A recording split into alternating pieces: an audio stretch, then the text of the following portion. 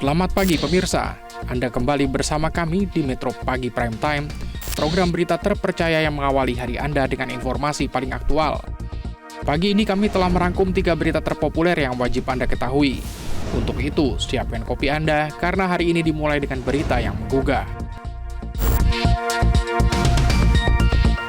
Di informasi pertama, sejumlah wartawan dari sejumlah media dikeroyok dan mendapat intimidasi dari oknum anggota organisasi masyarakat saat meliput penyegelan pabrik peleburan timbal PT Genesis Regeneration Smelting (GRS) oleh Kementerian Lingkungan Hidup di kawasan Jawilan, Kabupaten Serang, Banten.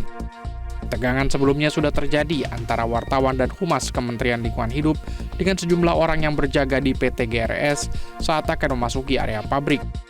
Usai penyegelan dilakukan, aksi intimidasi kembali dilakukan. Wartawan dan humas Kementerian Lingkungan Hidup dikeroyok oleh beberapa orang berseragam oknum anggota Ormas. Menteri Lingkungan Hidup Hanif Faisal menjelaskan PT GRS adalah perusahaan di bidang pengolahan limbah B3 impor. Perusahaan ini diduga tidak mengantongi izin dan berdampak buruk terhadap lingkungan. Informasi kedua, Subdit Resmob di Treskrimum Polda Metro Jaya menangkap 4 pelaku penculikan kepala cabang sebuah bank pemerintah berinisial MIP. 3 pelaku yakni AT, RS, dan RAH diringkus di Jalan Johar Baru 3 nomor 42 Jakarta Pusat. Sementara 1 pelaku yakni RW ditangkap saat tiba di Bandara NTT untuk melarikan diri. Sebelumnya dalam rekaman CCTV, diduga telah terjadi penculikan oleh sekelompok orang tak dikenal saat berada di sebuah supermarket di kawasan Jakarta Timur. Saat itu, korban hendak masuk ke dalam mobil pribadinya, namun sejumlah orang mengadang dan langsung memasukkan korban ke dalam mobil yang diparkir di sebelah mobil korban. Jenazah MIP kemudian ditemukan seorang warga saat mengembalakan hewan ternak di Desa Nagasari, Serang Baru, Kabupaten Bekasi pada Kamis pagi pukul 5.30 WIB.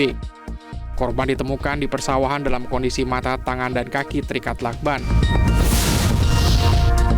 Di informasi ketiga, Komisi Pemberantasan Korupsi menangkap Wakil Menteri Ketenagakerjaan Immanuel Ebenezer atau Noel bersama 13 orang lainnya.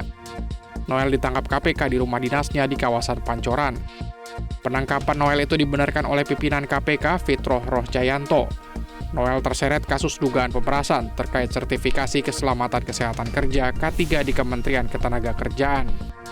Selain mengamankan sejumlah orang, total penyidik menyita 22 kendaraan dari kasus ini, di antaranya 15 mobil dan 7 motor. Noel menjadi anggota Kabinet Presiden Prabowo Subianto yang ditangkap KPK.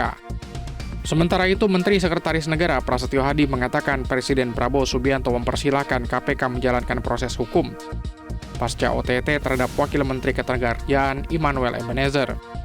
Prasetyo pun kembali mengingatkan pesan dari Presiden Prabowo yang meminta agar anggota kabinet berhati-hati dan tidak menyalahgunakan amanat. Oleh karena itulah kami menyatakan keprihatinan yang mendalam. Akan tetapi Bapak Presiden sudah mendapatkan laporan dan beliau menyampaikan bahwa itu ranah hukum. Beliau menghormati proses di KPK dan dipersilahkan untuk proses hukum itu dijalankan sebagaimana mestinya. Dan apabila nanti terbukti, maka akan secepatnya dilakukan pergantian. Demikian rangkuman berita pagi ini di Metro Pagi Prime Time. Tetaplah bersama kami untuk informasi terkini sepanjang hari. Karena dunia terus bergerak dan kami ada di sini untuk memastikan Anda tetap terdepan.